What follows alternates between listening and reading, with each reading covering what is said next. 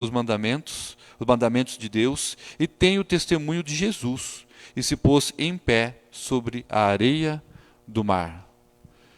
Meus irmãos, eu não vou aqui, é claro, me deter em explicar cada detalhe da simbologia, cabeças, chifres, diademas, porque só cada detalhe desse dá aí um estudo, uma reflexão.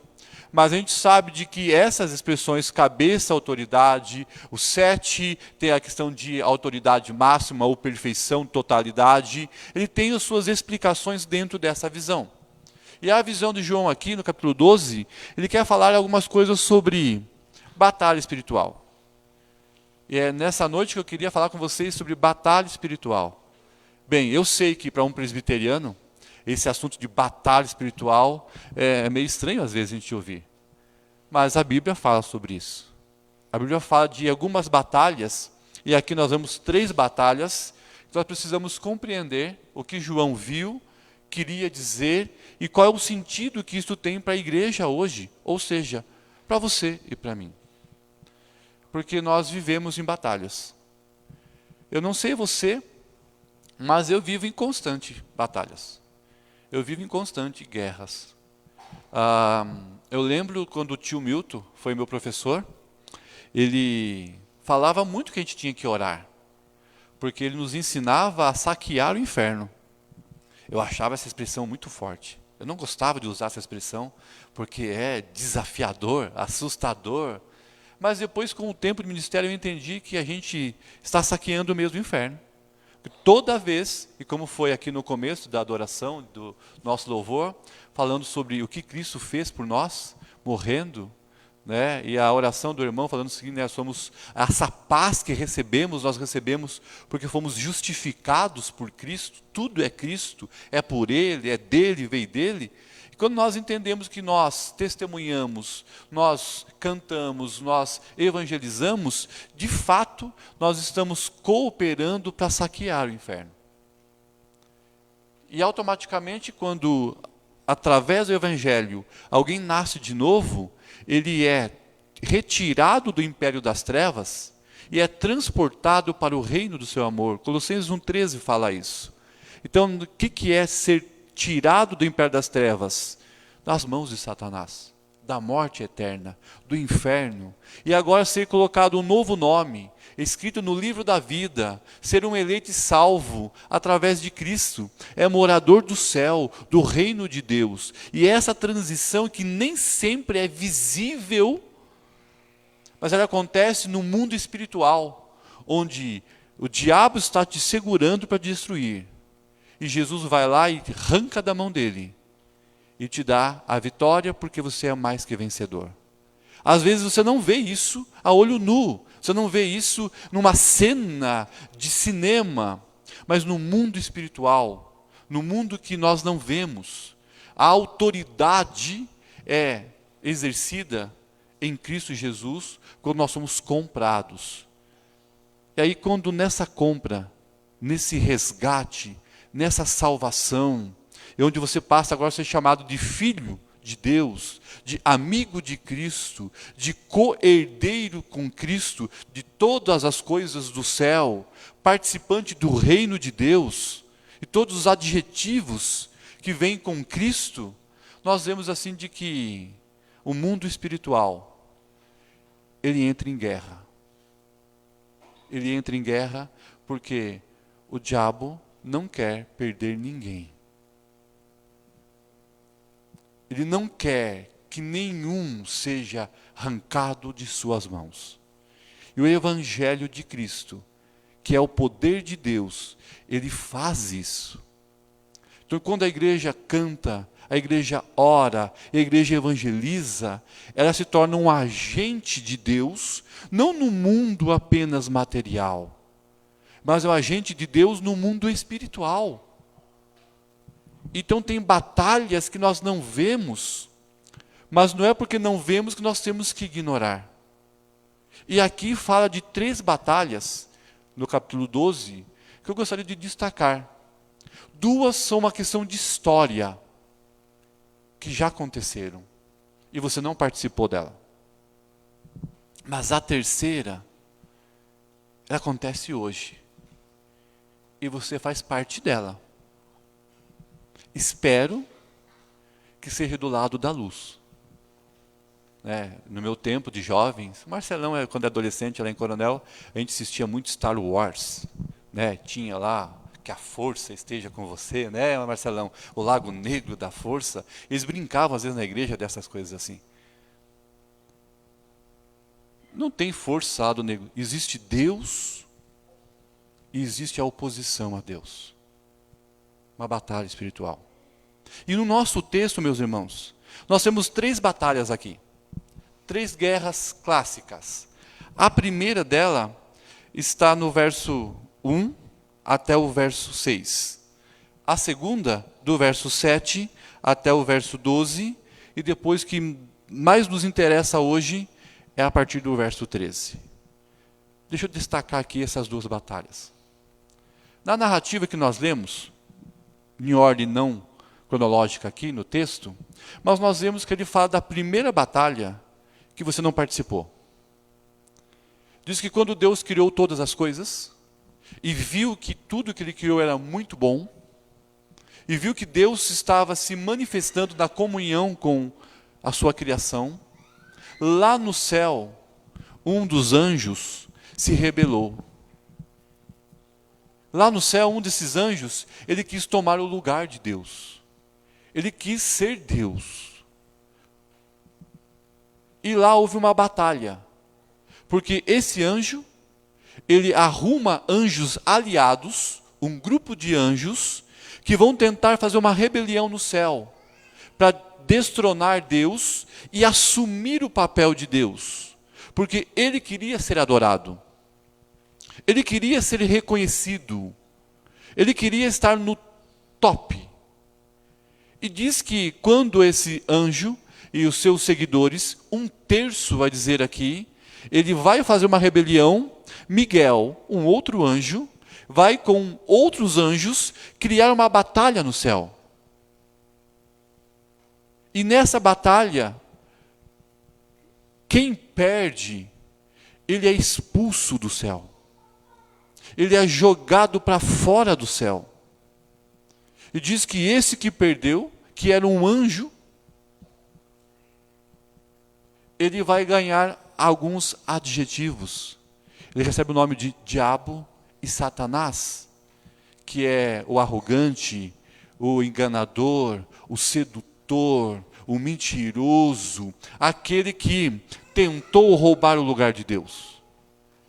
E vai dizer com clareza que nessa guerra, o Miguel e seus anjos vencem, Deus continua no trono, mas esses que perderam foram enviados para a terra. Bem, se você me perguntar, Alex, por que Deus não destruiu? Ou por que Deus permitiu vir à terra? Nós não temos essa resposta. Os teólogos podem criar um monte de explicações, mas não há uma resposta clara ou fácil de falar por que Deus não destruiu e se enviou para a terra. É a mesma resposta quando me perguntaram, Alex, quando Jesus expulsou aquela legião de demônios e mandou para os porcos, e os porcos foram barranco abaixo, por que Deus não eliminou? Porque se foi para os porcos, eles vão voltar. Também não é uma resposta fácil. Por que Jesus ouviu a voz e permitiu que eles fossem aos porcos e não fosse exterminado? Não há uma resposta simples ou fácil para isso. Mas o fato é que houve uma batalha no céu. Houve uma guerra no céu entre os anjos. E quem venceu ficou no poder, e são servos do Senhor em toda a história. Mas nessa batalha, quem perdeu foi enviado, foi jogado, foi encaminhado para a terra. É por isso que lá em Jó, Satanás se apresenta a Deus, e Deus pergunta, onde você estava? Eu estava dando um rolê lá na terra. Eu estava passeando lá na terra. Eu estava dando a minha voltinha para ver se eu encontrava alguém para ficar atormentando, bagunçando a vida. porque ele foi jogado à terra. E essa batalha, meus irmãos, eu e você, nós não estávamos presentes. João está falando só uma explicação histórica de algo que aconteceu entre a criação e o primeiro casal. Porque o diabo na terra vai usar a serpente depois para fazer todo estrago com o pecado, seduzindo Adão e Eva. Mas depois ele fala de uma segunda batalha. Que quando Satanás é enviado à terra, ele se posiciona em frente a uma mulher. Aqui vai dar as características. Essa antiga serpente, agora o dragão vermelho, que arrastou 1/3 das estrelas, que são os anjos caídos. E esses anjos são chamados de demônios por Jesus. Paulo diz potestades do ar, dominadores desse mundo. São as referências da ação desse maligno.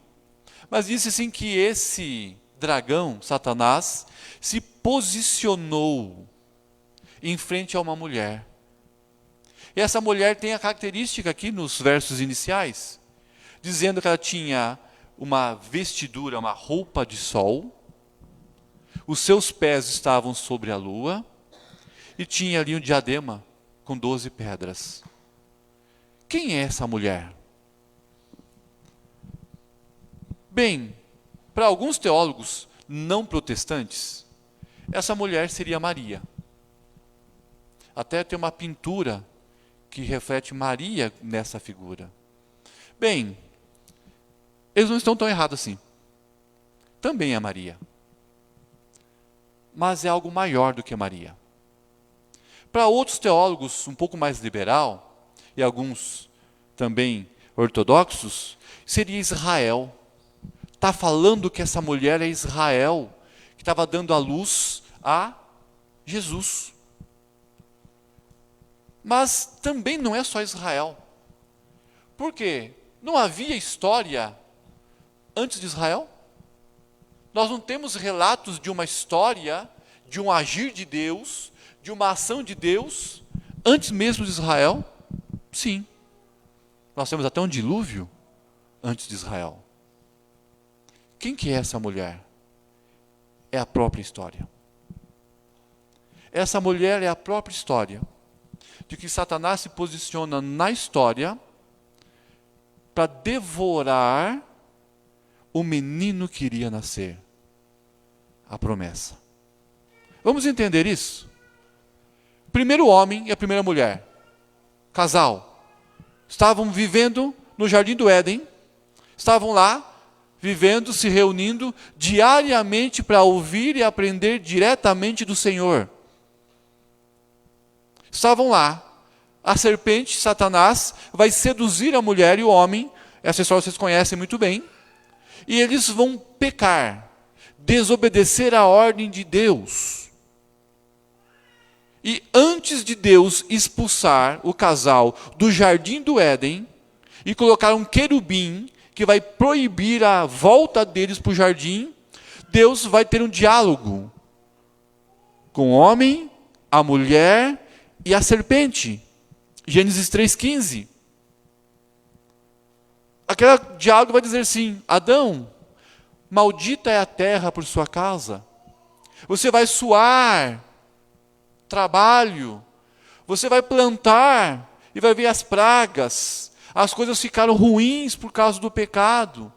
Mulher, vai ter dores no parto. O seu desejo vai ser sobre o seu marido. As coisas vão ficar ruins para você. Mas mulher, Eva, da sua semente, da sua descendência, nascerá aquele que vai esmagar a cabeça do descendente da serpente. A serpente vai ferir no calcanhar com uma ferida mortal, mas vai ser esmagada pelo menino que vai nascer. Quem estava ali ouvindo isso? O homem, a mulher e a... Então o diabo ouviu de Deus a promessa de derrota. Ele ouviu de Deus de que um dia nasceria da semente da mulher um menino que iria destruir a sua obra por total, iria restaurar tudo aquilo que Deus viu antes, que era muito bom, que agora foi contaminado com o pecado. Aqui Deus está revelando seu plano de redenção, de salvação, de restauração, do novo céu e nova terra, uma promessa para o futuro. E o diabo vai ouvir isso. Ele se posiciona agora na história para tentar destruir todo o descendente da mulher. Porque se ele conseguir destruir todo o descendente da mulher, não vai nascer o Salvador, não há redenção. Ele vai lutar. E olha que interessante, se você em Gênesis 4, 5, foi olhar quando nasce o primeiro filho de Adão e Eva, Caim. Sabe qual é a expressão que a mulher Eva vai falar? Com o auxílio do Senhor, com a ajuda do Senhor, com a graça do Senhor, eu tenho um filho. Nasce o segundo. Ela disse, nasceu meu segundo filho, e eu chamei de Abel. Entende a diferença? O primeiro ela exalta, o segundo é simples, o terceiro é normal. Por que ela exalta o primeiro? Porque ela já acreditava que Caim fosse aquele que nasceu, que iria restaurar o que o pecado fez. Deus já estava cumprindo a sua promessa. E o que acontece na história? Entra Satanás, entra a ação do pecado, ele impulsiona isso, ele vai agir nisso, e Caim vai matar o seu irmão. Em toda a história humana, você vai ver de que existe uma linha de pessoas que buscavam a Deus, mas se levantava outras pessoas que odiavam a Deus e faziam guerra contra os servos do Senhor. Nós temos Torre de Babel, nós temos na história quando Abraão tem um filho, depois tem um segundo filho, um quer destruir o outro, Ismael e Isaque. Nós vemos que nasce Jacó e Esaú, e há uma guerra entre os irmãos, de guerra para matar um outro. Então todas as promessas de que da descendência iria acontecer, ou a promessa de Deus, do nascimento do Redentor, o diabo se posicionou na história, para tentar tirar Jesus da história. É isso que João está vendo e está narrando, de uma batalha que já aconteceu, na história. Quando você estuda a Bíblia, você vê lá Gênesis, depois você vai ver a história de José, a história depois de Abraão, Isaque, Jacó e tudo mais, vê os reis, a divisão de reino norte e reino sul, os povos como a Síria, a Babilônia, os filisteus, todo mundo querendo destruir, eliminar Israel da história. Por trás dessa história, dessa ação material, e há uma ação espiritual, onde Satanás, o dragão, estava posicionado perante a história para destruir e Jesus não nascer. Até mesmo no episódio de Maria, quando Maria estava grávida, o que Herodes faz? Um censo. Depois manda matar as crianças de 2 anos para baixo. Olha que interessante. O diabo, na história, se posicionou para tentar tirar o nascimento de Jesus. E não conseguiu. Se na primeira batalha no céu ele já perdeu, agora na batalha da história, ele também foi derrotado. Porque Jesus nasceu de Maria. Jesus cresceu e aos 30 anos ele iniciou o seu ministério. E seu ministério iria chegar no auge na cruz. Porque era na cruz que ele ia ser ferido com a ferida mortal. Iria esmagar a ação de Satanás. Porque a morte de Cristo e a ressurreição, ele vence a morte, ele vence o pecado, ele paga na cruz a justiça de Deus por causa do pecado. O diabo tentou tirar Jesus da história. Não contente, ele tenta tirar Jesus da cruz. Lembra da proposta do diabo no deserto para Jesus? Meus irmãos, ele disse para Jesus: se você me adorar, eu te darei o reino. E Deus disse: se você morrer, eu te darei o reino. Vamos ser sinceros, a proposta do diabo é a mais interessante aos nossos olhos. Jesus, para conquistar, teve que passar na cruz. E é tão dolorido não só a morte física, mas receber na sua carne todo o pecado, a imundícia nossa, de receber a ira de Deus. E Jesus, antes da cruz, falou: Pai, se possível, afasta de mim esse cálice. Ou seja, só tem a cruz? Não tem outro jeito? A resposta foi: não tem. Então faça a sua vontade. Porque Jesus, ele não tinha prazer de ir para a cruz. Ele foi para a cruz por obediência ao Pai. Por amor a você. Mas o diabo fez uma proposta mais interessante. Não precisa morrer. Só me adore, que eu te darei o reino. Meus irmãos, às vezes o diabo faz propostas bem mais atraentes do que o Evangelho faz. Porque a vida com Deus é pagar preço. E a vida com o diabo não precisa pagar preço. É muito mais prazer. Só que o final, com Cristo é glória. Com o diabo é inferno. E nessa segunda batalha, meus irmãos, você também não estava participando. Não é verdade? Está falando de uma batalha na história, para o nascimento de Cristo, para tirar Jesus da história e Jesus da cruz. O diabo já perdeu. Aqui fala que houve a vitória no céu. A primeira vitória no céu, quando eles foram expulsos.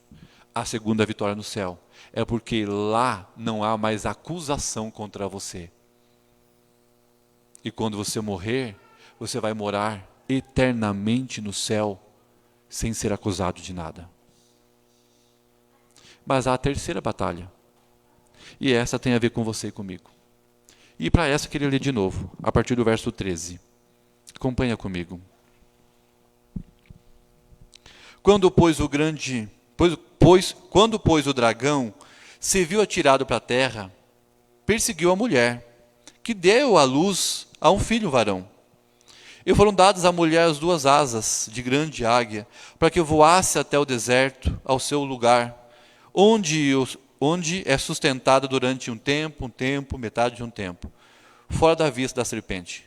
E então, a serpente arrojou da sua boca atrás da mulher, água como de um rio, a fim de o fazer com que ela fosse arrebatada pelo rio. A terra, porém, socorreu a mulher, e a terra abriu a boca e engoliu o rio que o dragão tinha arrojado de sua boca. Até agora está falando da perseguição contra Jesus e a história. Verso 17. Irou-se o dragão contra a mulher, e foi pelejar com os restantes da sua descendência, os que guardam os mandamentos de Deus, e têm o testemunho de Jesus, e se pôs em pé sobre a areia do mar.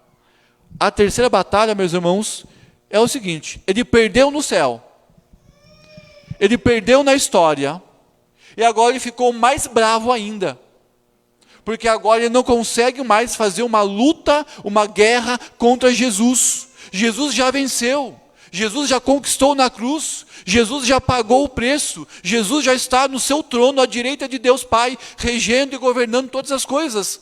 O diabo já perdeu, ele sabe que tem pouco tempo agora.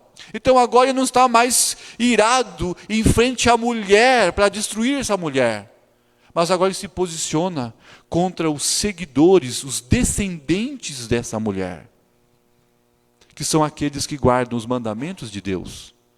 e testemunham o nome de Jesus, a igreja. A terceira batalha tem a ver com a igreja.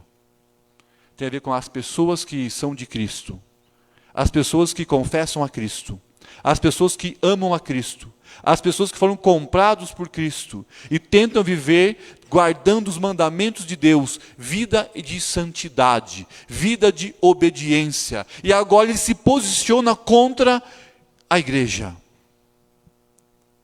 Essa batalha agora é minha e sua. Essa batalha agora quer dizer que se o diabo odiava a Deus, se o diabo odiava Jesus, agora ele odeia tudo aquilo que Jesus conquistou na cruz. Você e eu. E que ele vai agir, e age na história, para tentar fazer com que você e eu não vamos usufruir de tudo que Jesus conquistou na cruz. Aí ele vai fazer uma perseguição. Só que será que essa perseguição é física? Porque muito se fala de perseguição, e às vezes pregadores preparam para quando vier a grande perseguição do dragão, e nós vamos estar prontos para ficar lá a fio da espada, e para morrer em nome de Jesus. Eu acredito que isso até vai acontecer, quando o anticristo, quando todas as profecias acontecerem. Mas antes dessa perseguição física, militar, de morte física, existe uma ação de Satanás, sutil, mas eficaz, em tentar fazer com que você e eu possamos perder o foco, perder a visão, perder o temor, perder o amor, e vivermos um cristianismo raso, fraco, básico, frio, morno, sem fogo, sem poder, sem ousadia, sem resultados. Porque às vezes ele entra com ensinos que são tão legais, mas que são sofismas. Sofisma, né? Quem os mais velhos vão lembrar, né? Sofisma é igual Denorex. Parece mais. Vocês lembram disso?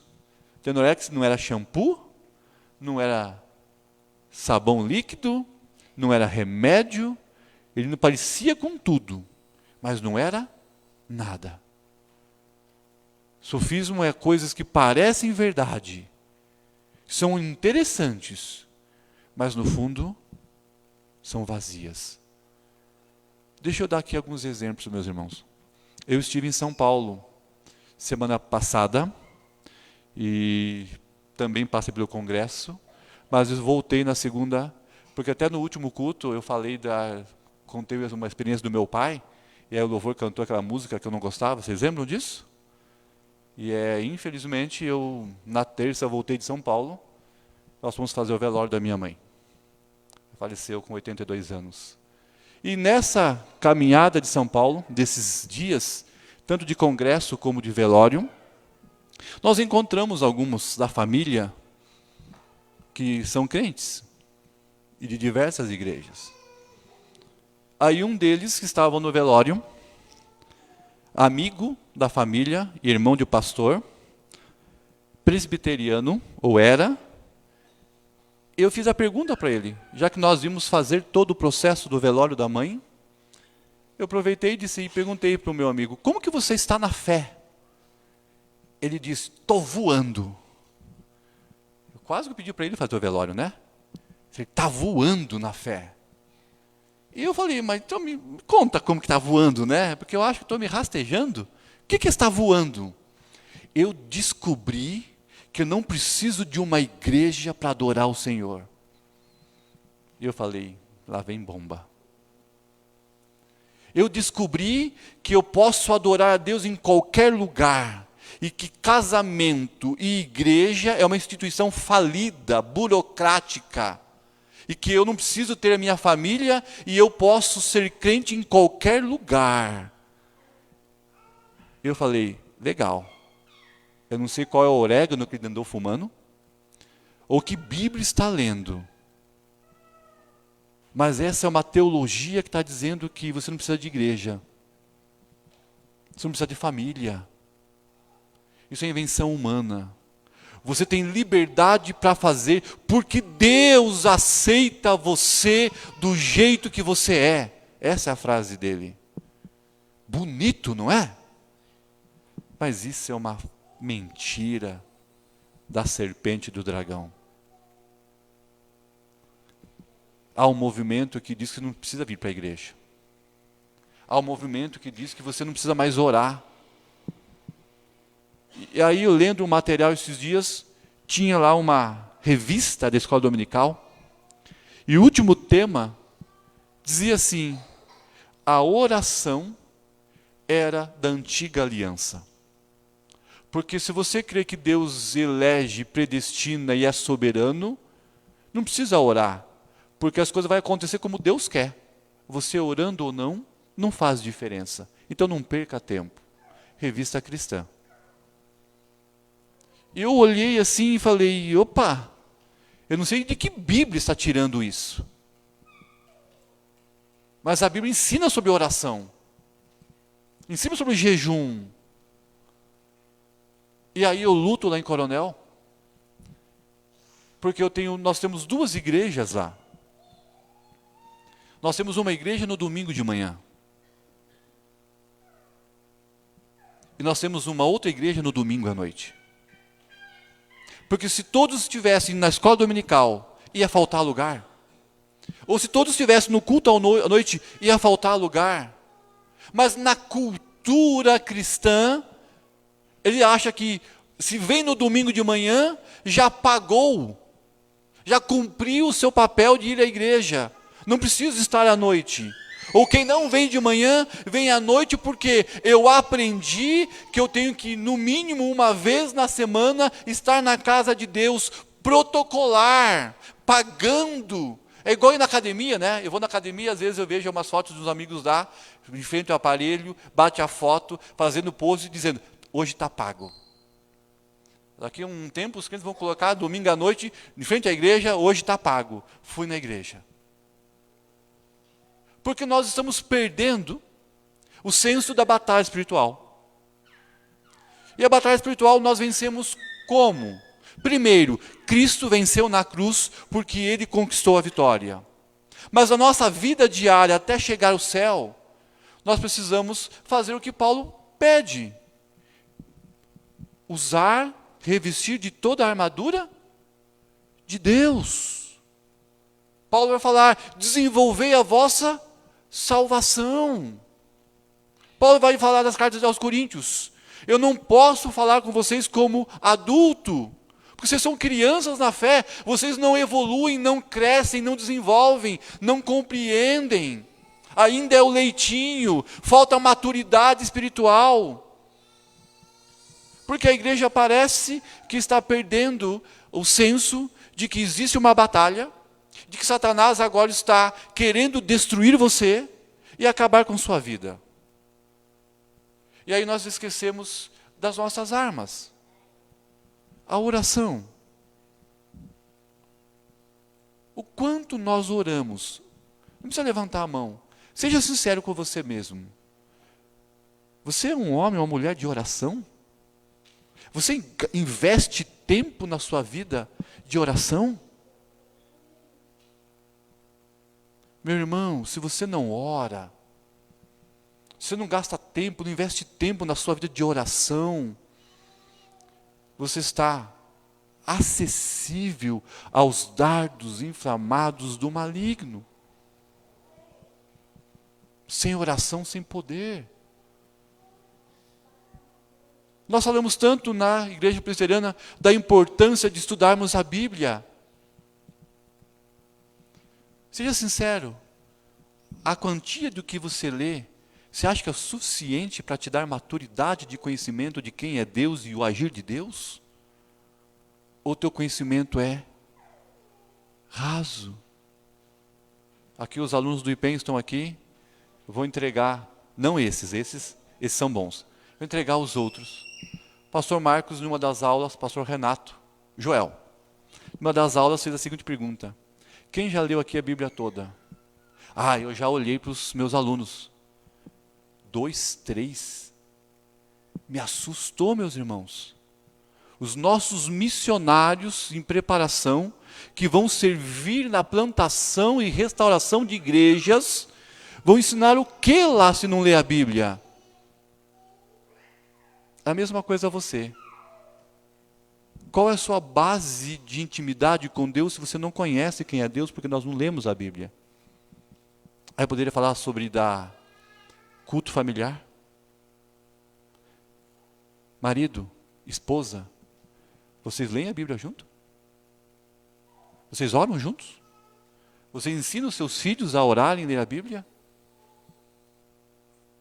Se nós não vigiarmos em oração, meditação, comunhão como igreja, participar dos trabalhos da igreja, ter uma visão de evangelismo e missões, se nós não nos envolvermos no reino, participando dos trabalhos, estando à disposição para servir, estar à disposição para orar, se você não está à disposição de colocar-se como um bom soldado de Cristo e ficarmos sentados na fé,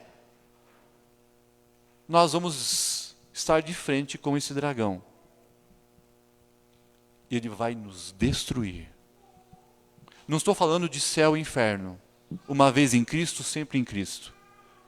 Mas ele vai nos destruir. Aquela frase daquele meu amigo. É por isso que muitos crentes acham que o casamento é algo falido. Porque a gente vê, mesmo no meio da igreja, muitas famílias destruídas. Nós vemos muitas pessoas dizendo: olha, eu não quero ser crente daquela igreja não, porque o mau testemunho nos negócios, o mau testemunho na escola, o mau testemunho na faculdade, o mau testemunho no trabalho, reflete aquilo que nós fazemos, porque nós vivemos isso, e também revela o pouco, ou a ignorância que nós temos de quem é Deus.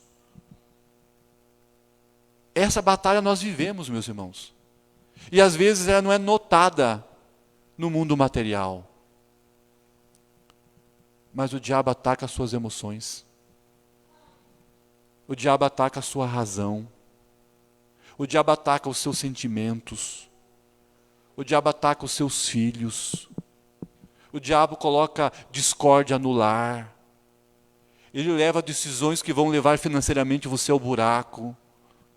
Porque quando nós vacilamos e não vigiamos, e não temos a consciência de que hoje existe um mundo espiritual, hoje o diabo ainda está nesse mundo, por mais que ele já foi derrotado, ele continua agindo.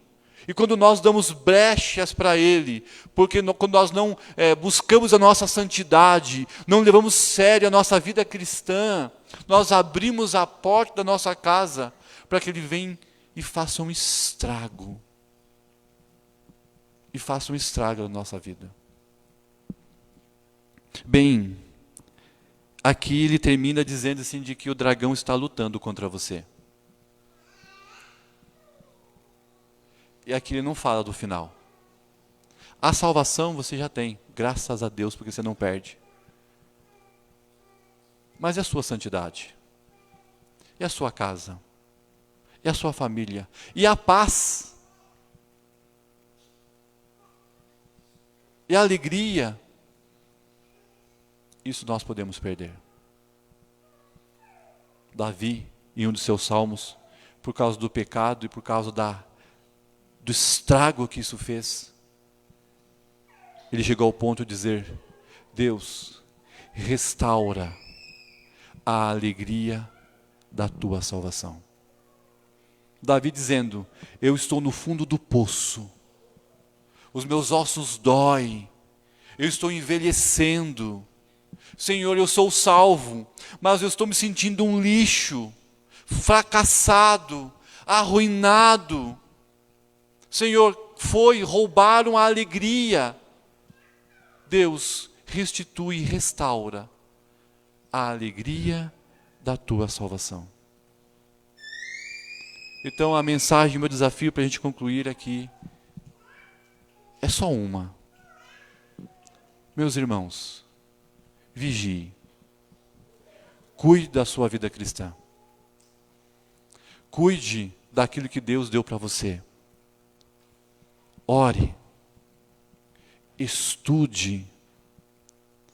Participe ativamente do reino de Deus. Diga, eis-me aqui, Senhor. Me usa na SAF, me usa na UPH, me usa no evangelismo, usa no futebol. Senhor, me faça intercessor, me faça um adorador.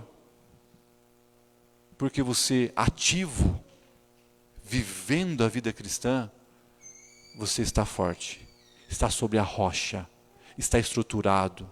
E quando vem a tempestade, isso não te abala. Mas não está sobre a rocha, sobre a palavra, a casa cai. E eu estou ficando sempre mais velho, e todos os dias a gente trabalha com pessoas e casais. E quando você vê alguém que não conhecia Jesus, estava destruído, e agora, você até entende que sem Jesus é derrota. Mas me dói quando eu tenho que trabalhar com famílias e pessoas que são de Jesus. São da fé. Mas continuam em derrota e tristeza. Será que Cristo está errado? Será que Deus falhou conosco? Ou será que nós não estamos levando a sério a nossa vida espiritual, a nossa vida com Deus? Que nessa semana possamos pensar nisso. Como nós estamos vivendo a nossa vida cristã? Relaxadamente, cuidado. Eu estou atento, estou vigiando, glória a Deus por isso. Vamos orar? Feche seus olhos. Pai querido, nós te agradecemos muito. Te agradecemos porque podemos ouvir tua palavra, que nos chama a atenção, nos faz um alerta para que como nós estamos vivendo a nossa vida. E que existe uma batalha, Deus, que às vezes nós não vemos, mas que são ensinos, que são ações sutis, que nos levam à destruição, à tristeza. Deus restaura a alegria se alguém precisa ser restaurado. Mas Deus nos dê essa noção e a importância de vigiarmos, praticarmos aquilo que devemos fazer como crentes, servindo ao Senhor com qualidade, com seriedade, fazendo as nossas orações, fazendo as nossas devocionais, fazendo as nossas leituras bíblicas, estudando a palavra, mas também servindo ao Senhor por onde nós passarmos. Usa o teu povo nessa cidade para testemunhar de que nós já vencemos em Cristo Jesus. Nos dá a tua graça, Pai, eu peço. Em nome de Jesus. Amém.